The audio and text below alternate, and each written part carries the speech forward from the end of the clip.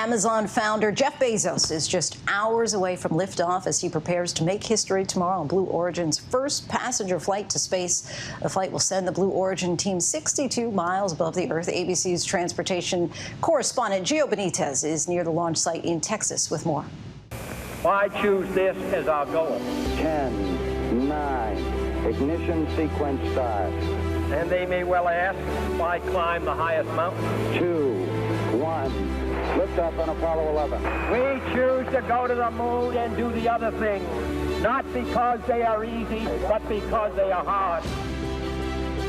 Just 62 years after the Apollo moon landing that inspired a generation, Blue Origin is officially cleared for liftoff at 9 a.m. Eastern Time tomorrow morning. New Shepard is ready to fly. This rocket set to take off with Amazon founder Jeff Bezos and history makers on board. The crew of 4 seeing the New Shepard for the first time over the weekend. Bezos will be accompanied by his brother Mark and 82-year-old Wally Funk, who started this journey over 60 years ago as part of the Mercury 13 Women in Space program, but never got her chance to fly. I'm going to be in that window. Now she will become the oldest person in space. You're going to be an astronaut. Oh, finally. While 18-year-old Oliver Damon will become the youngest. Oliver, welcome. And the first paying civilian aboard a commercial spacecraft. I've been dreaming about this all my life. My colleague Michael Strahan caught up with Bezos and the crew today on GMA. So what is it like now to know that this dream is finally coming true?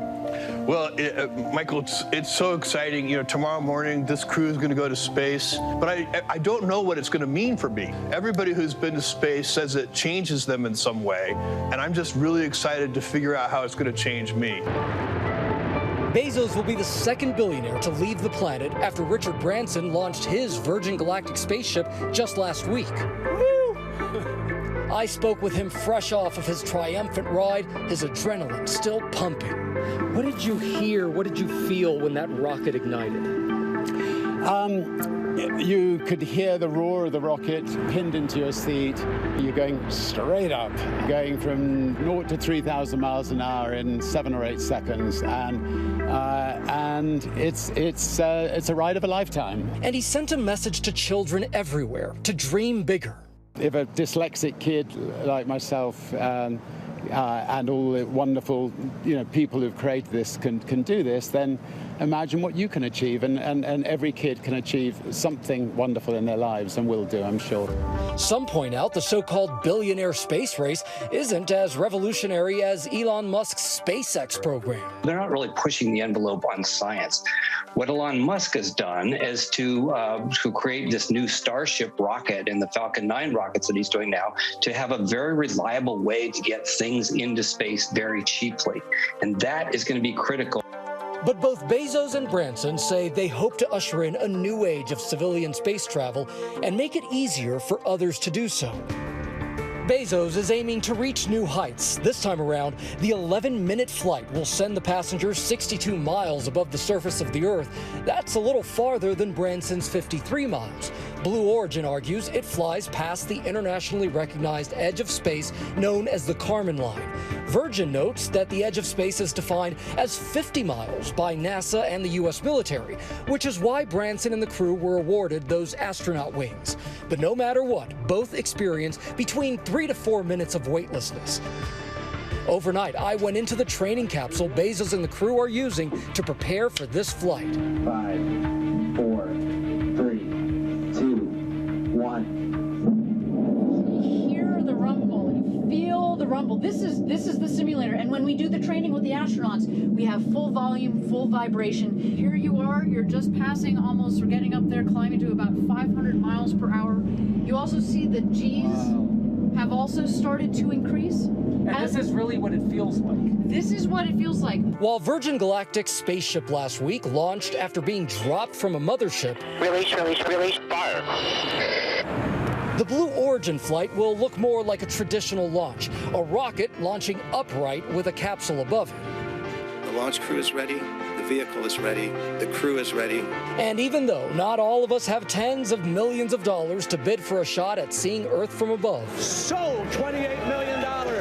Bezos and his Blue Origin team are taking a new giant step for humankind, opening the doors for future generations of space explorers to come. That's one small step for man, one giant leap for mankind. Gio Benitez joins us now in Van Horn, Texas, just a few miles away from the launch site. And Gio, hate to be the buzzkill here, but what if something were to go wrong? What are the contingency plans if they're up in the air?